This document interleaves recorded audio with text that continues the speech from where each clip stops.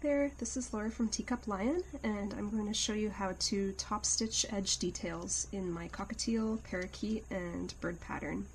So you'll be using top stitching in the parakeet pattern for the crest above the beak, in the parakeet version for tail details in the upper part, a parakeet version for wing details or any open wing. And if you decide to make any of your own designs for top stitching, then you'll use it there too. So when you top stitch, make sure that you align the piece in place first and pin around the edge that you're going to stitch along.